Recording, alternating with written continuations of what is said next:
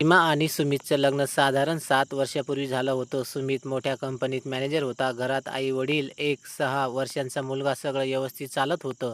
पण सीमाला एक खूप मोठी कमतरता जाणवत होती. भावनिक, जवळीक. सुमित संसारात प्रॅक्टिकल होता, जबाबदार होता, पण तिला कधी वेळ देत नसे. ऑफिसमधले तास, मीटिंग्स, बिझनेस टिप्स यामध्ये सीमा घर आणि लेकरू हातच अडकलेली. रोजच आयुष्य तिच्यासाठी कंटाळवाण झालं होतं. तिला कुणीतरी हवं होतं, जे तिचं ऐकेल, तिच्या हसण्यात सामील होईल, तिच्या डोळ्यातलं दुःख ओळखेल. एका दिवशी अचानक तिच्या मोबाईलवर फ्रेंड रिक्वेस्ट आली. अमोलची, कॉलेजचा मित्र. कॉलेजमध्ये दोघं खूप चांगले मित्र होते, पण शिक्षणानंतर दोघे आपल्या वाटेने निघून गेले. सीमा थोडी दचकलीच. इतक्या वर्षांनी पण तिने एक्सपेक्ट केलं. चॅट सुरू झाली. अमोलने लिहिलं, सीमा, तुझं नाव पाहून माझा तर भूतकाळ समोर उभा राहिला. तू अजून तशीच दिसते का?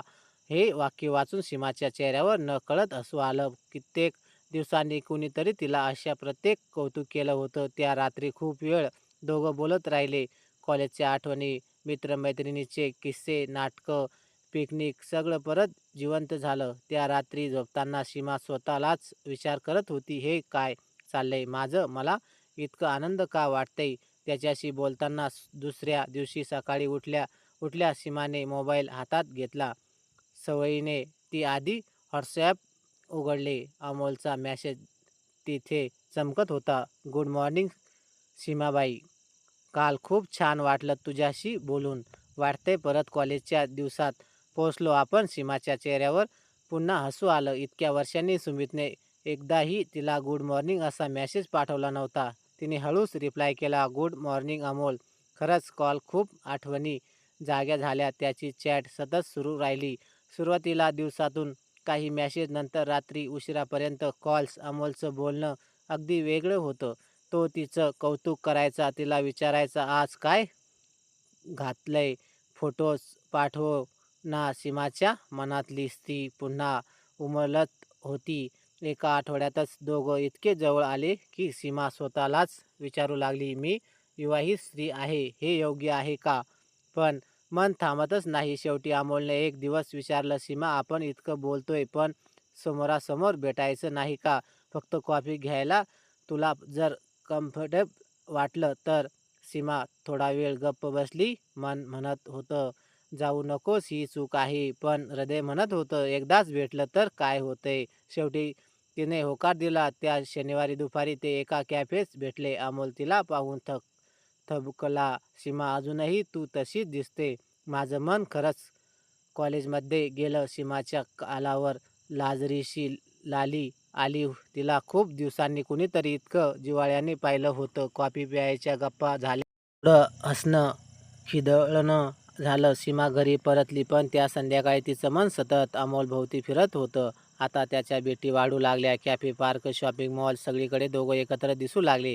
पण ओळखीच्या नजरेला न सापडावं म्हणून काळजीही घ्यायची. एकदा पावसाळी संध्याकाळी कारमध्ये बसून दोघं गप्पा मारत होते. अचानक अमोलने तिचा हात हातात घेतला. सीमा दचकली, पण हात सोडवला नाही. त्याच्या हाताच्या स्पर्शाने तिच्या अंगावर शहारे आले. तिला जाणवलं, ही ओढ आता फक्त मैत्रीत राहिलेली नाही, हे खरं अफेअर आहे. त्या रात्री तिला झोप लागली नाही. डोळ्यासमोर अमोलचा चेहरा, त्याचा स्पर्श, त्याचं हसू सतत फिरत होतं. पण मनाच्या कोपऱ्यात एक अपराधीपणही कुरतडत होतं. हे बरोबर आहे का?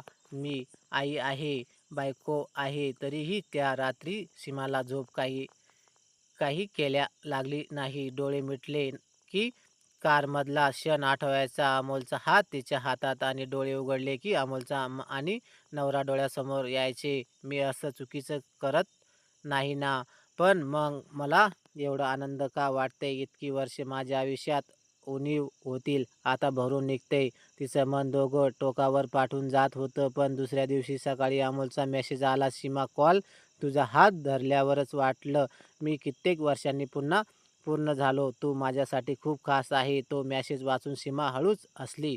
अपराधीपणाचं ओझं क्षणात हलकं झालं. आता सीमा आणि अमोल दर आठवड्याला भेटू लागले. कधी पार्कमध्ये लांब बसून गप्पा, कधी शॉपिंगच्या बहाण्याने बाहेर जाणं, कधी सिनेमा. एकदा अमोल तिला विचारलं, सीमा तुला खरंच कधी असं वाटलं का की मी कॉलेजमध्ये तुला प्रपोज करायला हवं होतं? सीमा लाजली. तिच्या मनाला ते खरं वाटत होतं, पण तिने हळूच उत्तर दिलं, त्यावेळी आपण दोघंही बाळबोध होतो. पण आता ती वाक्य अर्धवट सोडून गप्प झाली. अमोलने तिच्या डोळ्यात बघत म्हटलं, आता उशीर झालाय, पण मनाला सांगणं कठीण आहे. सीमाचं हृदय धडधडू लागलं. एकदा ते दोघे एका रेस्टॉरंटवर गेले होते. अमोलच्या ऑफिसची मीटिंग होती, पण त्याने सीमाला गुपचूप सोबत बोलावलं. ती पहिल्यांदा इतक्या उघडपणे बाहेर आली होती.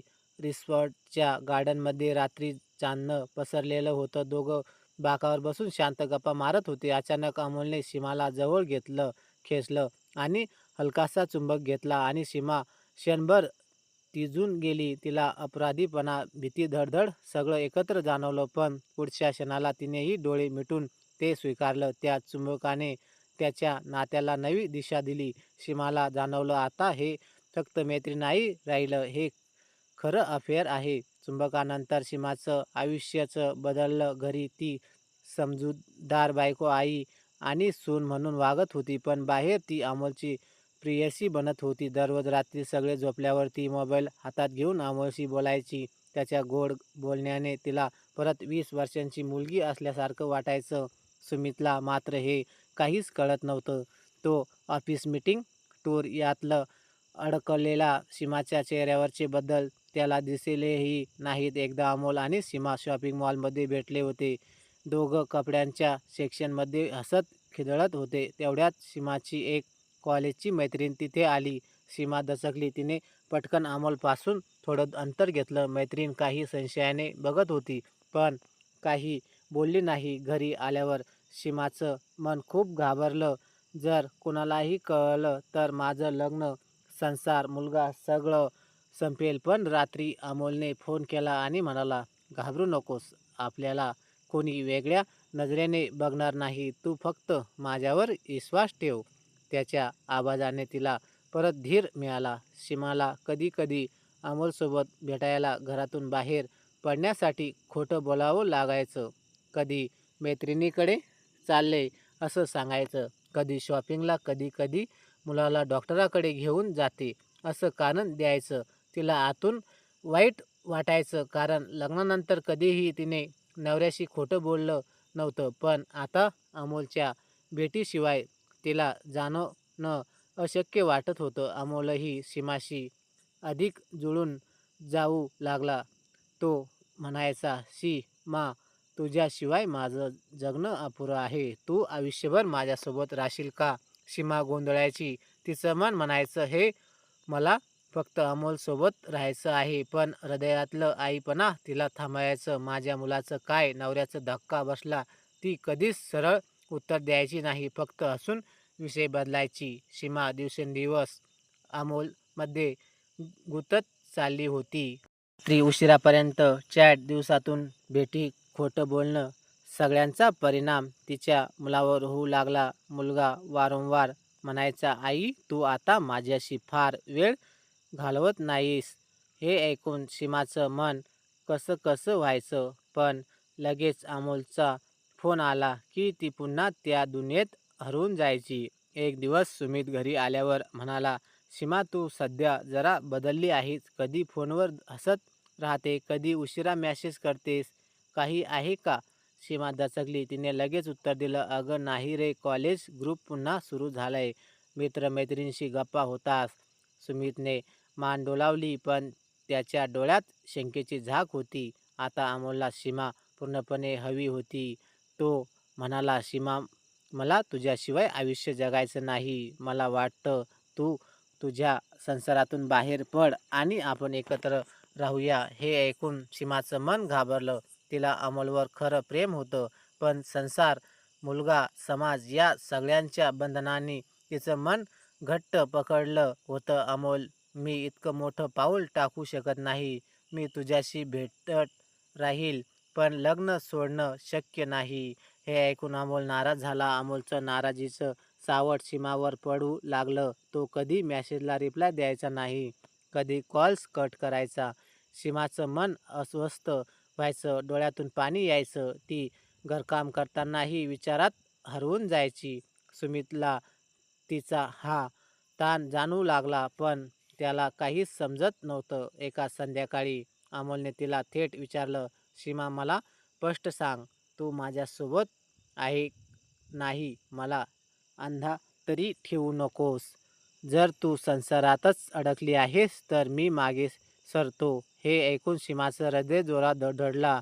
तिला समजलं नव्हतं, अमोलचं प्रेम सोडावं की संसाराचा त्याग करून त्याच्याकडे जाणं. त्या रात्री ती खूप रडली. तिच्यासमोर आयुष्यातील सर्वात मोठा निर्णय उभा होता. सीमा खूप वेळ खिडकीत बसून राहिली.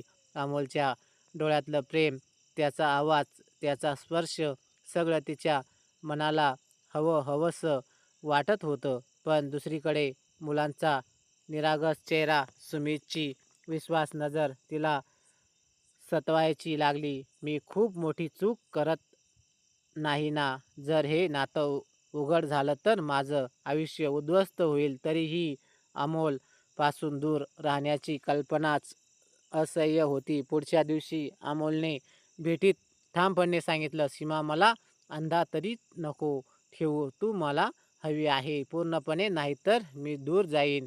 सीमा गप्प झाली. तिला समजलं की अमोल आता खेळकर गप्पावर समाधानी राहणार नाही. तो खरोखरच तिच्यासोबत आयुष्य घालवायचं स्वप्न पाहत होता. सीमाच्या डोळ्यात अश्रू आले. "मला थोडा वेळ दे, मी ठरवते." एवढं ती म्हणाली. त्या रात्री मुलगा तिच्या मांडीवर बसून म्हणाला, "आई, तू नेहमी फोनमध्ये का असतेस? माझ्याशी खेळत का नाहीस?" आता हे ऐकून सीमा हादरली. तिला अपराधीपणाने घासलं. "मी माझ्या मुलाला प्रेम देण्याऐवजी अमोलच्या दुनियेत हरवून चालले." ती त्याला घट्ट मिठी मारून रडू लागली. मुलाला काही कळलं नाही, पण त्यानेही आईला हळूच हात फिरवला. सुमित आता सतत निरीक्षण करू लागला होता. एक दिवस त्याने सीमाचा मोबाईल हातात घेतला. सीमा दचकून लगेच म्हणाली, "अरे, काय बघतोय? मी सांगते ना, तुला काही हवं असेल तर." सुमितने हळूच विचारलं, "सीमा, खरंच सांग, कुणाशी काही वेगळं नातं आहे का?" हे ऐकून सीमाचं हृदय धडधडलं. तिने पटकन उत्तर दिलं, "नाही रे, असं काही नाही. फक्त मित्र-मैत्रिणी आहेत." सुमितने काही न बोलता मोबाईल परत दिला, पण त्याच्या डोळ्यातला संशय अधिक गडद झाला होता. सीमा आता रोज रात्रभर विचार करत बसायची, "मला नेमकं काय हवं आहे? अमोलचं प्रेम की सरांची सुरक्षितता? अमोलसोबत गेलं तर समाज, घर, मुलगा सगळं संपेल, पण त्याच्याशिवाय जगणंही शक्य नाही." तिचं मन जणू दोन भागात फाटलं होतं. अमोल तिला रोज भेटायला बोलावत होता आणि सुमित तिच्यावर लक्ष ठेवत होता. सीमाला जाणवलं, सीमा आणि अमोलची भेट आता खूपच गुप्तपणे होऊ लागली. ते एक हॉटेलमध्ये लपून भेटले. सीमाच्या मनात अपराधीपणा होता, पण अमोलच्या मिठीत ती स्वतःला हरवून बसली. "तू माझी आहेस आणि कायम राहशील." अमोलने कुजबुजलं. त्या क्षणी सीमा सगळं विसरली. संसार, जबाबदाऱ्या, समाज. सीमा घरी परतल्यावर खूप शांत, अपराधी वाटत होती. सुमितने तिला विचारलं, "कुठे गेलीस एवढा वेळ?" सीमाने खोटं बोलत उत्तर दिलं, "मैत्रीण आजारी होती, तिच्याकडे गेले होते." सुमितने त्याच्याकडे बराच वेळ निरखून पाहिलं. त्याला वाटू लागलं, काहीतरी नक्कीच चाललंय. अमोल आता आणखी आग्रही झाला. तो सतत म्हणायचा, "सीमा, तुला मला कायमचं हवं आहे. आपण एकत्र राहू. संसार सोड, मी तुला सांभाळेन." सीमा हादरायची. तिचं मन म्हणायचं, "होकार दे." पण डोकं सांगायचं, "हा मार्ग धोक्याचा आहे." एके दिवशी सुमितने सगळं विचारलं, "सीमा, तू खोटं बोलतेस, मला कळतंय. सांग मला खरं, तुझ्या आयुष्यात कुणी दुसरा आहे का?" सीमा थिजून गेली. तिच्या ओठावर शब्द आलेच नाही. काहीही न बोलता ती खोलीत जाऊन रडू लागली. सुमित अजूनच रात्रीचे विचार करू लागला की काहीतरी बरोबर नाही. त्या रात्री सीमाने स्वतःशीच बोलत विचारलं, "मी किती काळ खोटं बोलणार? नवऱ्यांचा विश्वास तोडते, मुलाला दुर्लक्ष करते, पण अमोलचं प्रेमही सोडता येत नाही. मी नेमकं कुठे चालले?" डोळ्यातून पाणी वाहत होतं. तिच्या मनात आता प्रश्न होता, संसार वाचायचा की अमोलचं प्रेम स्वीकारायचं. निर्णय घ्यायची वेळ जवळ आली आहे. भाग अमोलने एका भेटीत सीमाला घट्ट धरून म्हटलं, सीमा, तू मला खूप हवी आहे, पण जर तू मला पूर्णपणे स्वीकारलं नाहीस तर मी तुला सोडून जाईन. मी अंधा तरी राहू शकत नाही. सीमाचं मन हलकंसं. तिला अमोल गमवायचा नव्हता, पण संसार मोडणंही शक्य वाटत नव्हतं. दरम्यान सीमाचा मुलगा आजारी पडला. त्याच्या तापाने घाबरून ती पूर्णपणे घरात गुंतली. मुलांच्या डोळ्यात बघताच तिच्या मनात अपराधीपणा ठसठसू लागला. मी आई असून इतकी स्वार्थी कशी झाले? माझं लक्ष मुलाकडून दूर गेले. अमोलला भेटायची तिची इच्छा असूनही ती त्या दिवसात त्याच्याशी जास्त संपर्क करू शकली नाही. सीमा व्यस्त राहू लागली. अमोल चिडला. तो म्हणाला, सीमा, तुला खरंच माझ्यावर प्रेम आहे का, की फक्त वेळ घालवतेस? सीमा रडत म्हणाली, नाही अमोल, मला तुझ्यावर खरंच प्रेम आहे, पण माझं लेकरू आजारी आहे. मी आई आहे ना, त्याला सोडून कसं येऊ? अमोल शांत झाला, पण त्याला आतून राग येत होता की सीमा त्याला अजूनही प्राधान्य देत नाही. एके रात्री सुमितने सीमाला अमोलसोबत बोलताना पाहिलं. सीमा हळू आवाजात बोलत होती, पण सुमितने नाव ऐकलं अमोल. तो आत येऊन विचारू लागला, हा अमोल कोण आहे? कॉलेजचा मित्र आहे ना, की आणखी काही? सीमाचं हृदय धडधडलं.